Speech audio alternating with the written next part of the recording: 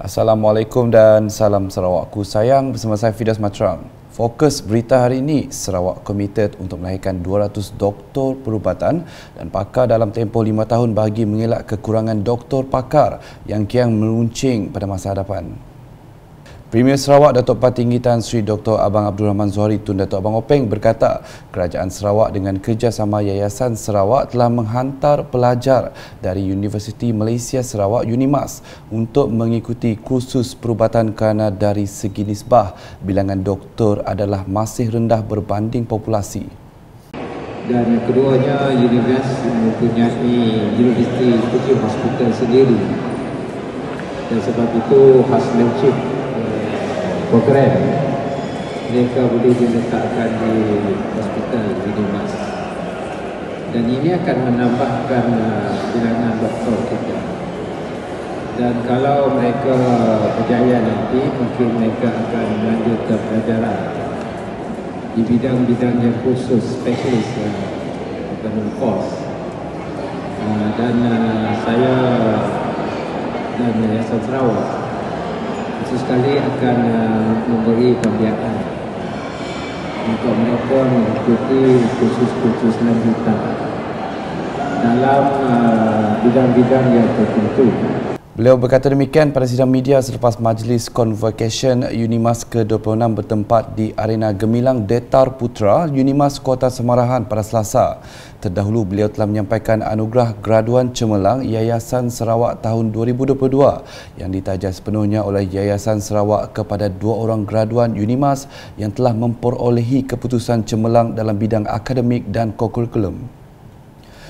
Penerima anugerah tersebut ialah Nur Aisyah Johari dari Fakulti Kejuruteraan bagi kategori Bumi Putera dan Eugenius Tian Ji Juan dari Fakulti Perubatan dan Sains Kesihatan bagi kategori Bukan Bumi Putera. Dalam perkembangan lain, Datuk Patinggi Tan Sri Abang Zohari berkata, Kerajaan Sarawak akan menubuhkan pusat kanser sendiri dengan fasiliti yang komprehensif supaya rakyat tidak perlu pergi ke Semenanjung bagi mendapatkan rawatan. Tegasnya, keadaan ini sudah pasti amat penting kerana doktor perubatan pakar kanser amat diperlukan bagi merawat pesakit kanser. Berita seterusnya, Kerajaan Sarawak mahu terlibat secara aktif dalam aktiviti huluan dan hiliran dalam industri minyak dan gas. Timbalan Premier Sarawak Datuk Ahmad Awang Tengah Ali Hassan berkata, pihaknya amat menggalakkan penyertaan yang lebih luas daripada sektor swasta tempatan dalam industri ini. Katanya ketika ini Sarawak memiliki 2 terminal gas petroleum cecair LPG yang dikendalikan syarikat tempatan. We have entered into commercial settlement agreement between Petronas and the Sarawak government, which amongst others provides Sarawak with a greater share of dividends from oil and gas found and produced in Sarawak. It also provides for a more active involvement by the state in the oil and gas industry through the management of onshore oil and gas resources by Petros and investment by Petros in their upstream ventures.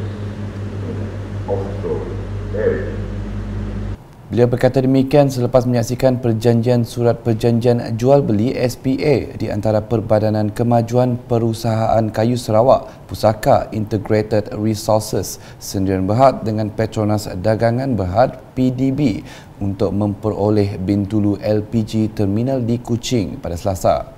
Ujarnya lagi, pemeteraian SPA itu merupakan langkah yang baik ke arah pencambahan sektor minyak dan gas di Sarawak. Turut hadir Timbalan Menteri Perancangan Bandar, Pentadbiran Tanah dan Alam Sekitar Dato' Len Talib Saleh, Naib Presiden dan Pengarah Urusan Merangkap Ketua Pegawai Eksekutif PDB Azrul Osman Nurani dan Pengurus Besar Pusaka Dato' Hashim Bojet.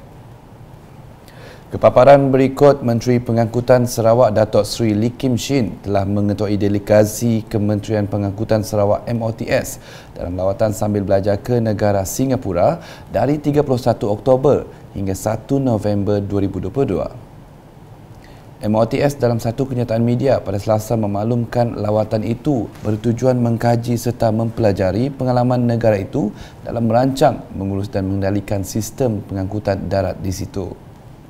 Jelasnya pada lawatan tersebut, Datuk Seri Lee telah melakukan kunjungan hormat kepada dua menteri iaitu Menteri Negara Kanan, Kementerian Ehwal Luar dan Kementerian Pembangunan Negara Singapura, SIM Ann serta Menteri Pengangkutan Singapura, S. Iswaran. Selain itu, kunjungan hormat juga membolehkan Datuk Seri Lee mengeratkan lagi hubungan kerjasama antara Sarawak dengan negara itu, khasnya dalam sektor pengangkutan. Katanya Singapura dengan sistem pengangkutan awamnya yang canggih akan menjadi titik rujukan bagi negeri ini yang sedang membangunkan sistem pengangkutan awam sendiri menggunakan kemudahan bas dan juga sistem transit aliran autonomi ART. Dalam lawatan sama, Menteri MOTS bersama delegasi turut melawat serta berjumpa dengan penguasa pengangkutan darat LTA Singapura, Majlis Pengangkutan Awam PTC dan SMRT Corporation Ltd. Tambah MOTS lagi, lawatan sambil belajar ke Singapura ini adalah penting bagi pihak kementerian yang kini sedang dalam proses membangunkan sistem pengangkutan awam di Sarawak. Selanjutnya, International Journal of Business Events and Legacies, IJBEL, merupakan karya sastra penting bagi Sarawak. Menteri Pelancongan Industri Kreatif dan Seni Persembahan Sarawak, Datuk Seri Abdul Karim Rahman Hamzah berkata, IJBEL membantu Kerajaan Sarawak mencapai beberapa teras strategi pembangunan pasca COVID-19 PCDS 2030 dengan menyasarkan sektor ekonomi dan pemboleh tertentu. Beliau berkata ia adalah satu-satunya jurnal akademik di dunia yang memfokuskan kepada acara dan perniagaan warisan, justru membolehkan pengamal, ahli akademik dan pelajar dalam acara serta sektor pelancongan memahami sektor itu dari pelbagai sudut.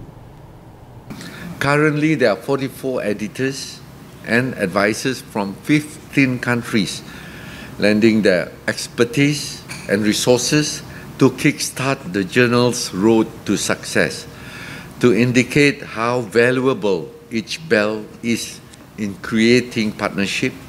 We signed a Memorandum of Understanding with the International Congress and Convention Association in June at IMEX Frankfurt, Germany, to make them our exclusive international association partner.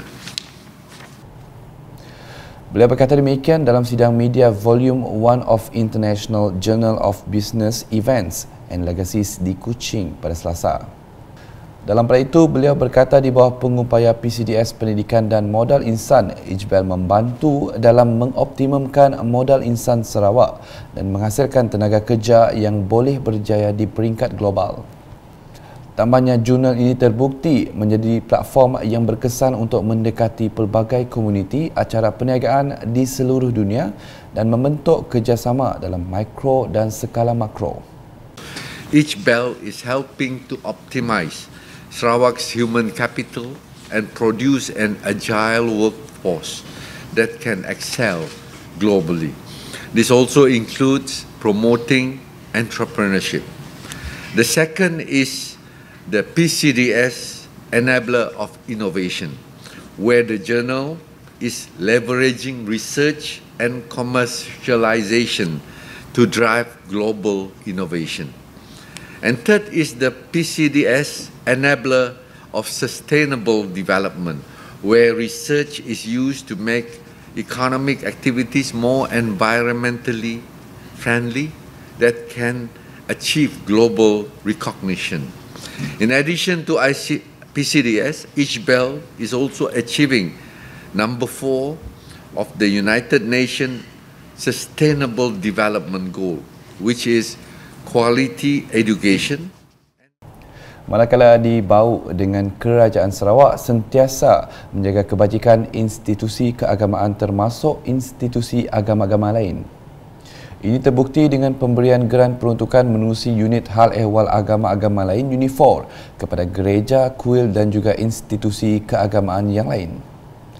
Terbaru, UNIFOR turut menghulurkan geran sama kepada Gereja Katolik St. James Bittiker bagi tahun 2022.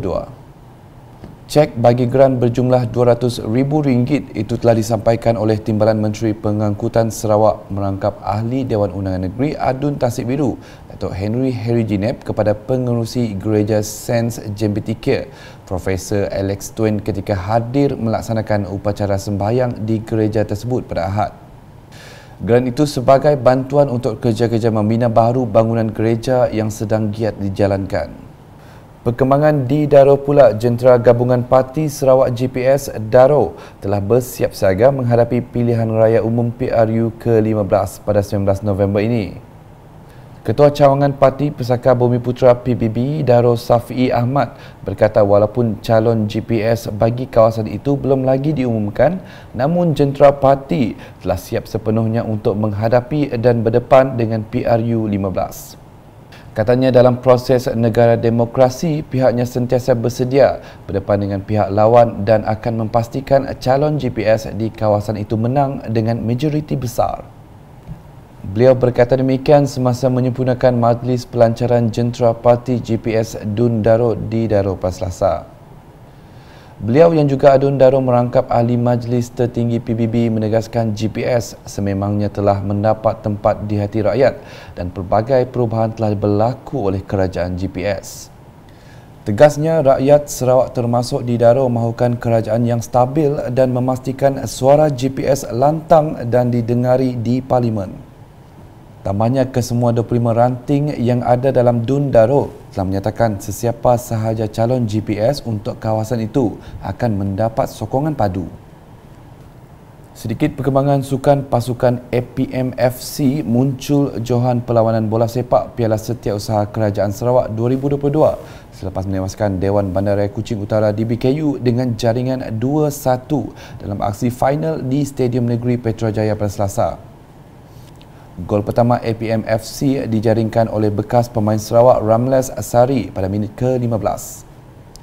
Bagaimanapun, DBKU berjaya menyamakan kedudukan juga menerusi bekas pemain Sarawak Idris Untong pada minit ke-25. Tuah nyata memihak APM apabila Azrul Azri meledak gol kemenangan pada minit ke-26 untuk mengesahkan kejuaraan kepada pasukannya. Kejayaan itu membolehkan APM FC membawa pulang hadiah wang tunai RM3,000 trofi dan medal, manakala DBKU meraih RM2,000 trofi dan medal. Pasukan Landas dan IPK yang tewas dalam aksi separuh akhir menduduki tempat ketiga bersama dan masing-masing menerima RM1,000 trofi dan medal. Hadiah telah disampaikan oleh Setiausaha Kerajaan Sarawak Datuk Amar Muhammad Abu Bakar Marzuki dan turut dihadiri Pengarah Angkatan Pertahanan Awam APM Negeri Sarawak Abdul Wahab Rahim. Terdahulu, Datuk Amar Muhammad Abu Bakar menyempurnakan sepak mula perlawanan persahabatan membabitkan pasukan Liverpool dan Manchester United yang diwakili pemain-pemain bola sepak veteran berusia 45 tahun ke atas dari pelbagai agensi kerajaan dan swasta. Sebanyak 16 pasukan mengambil bahagian dalam perlawanan anjuran APM Negeri Sarawak yang diadakan dari 29 hingga 30 Oktober 2022 untuk peringkat kumpulan dan kalah mati, manakala final pada 1 November 2022.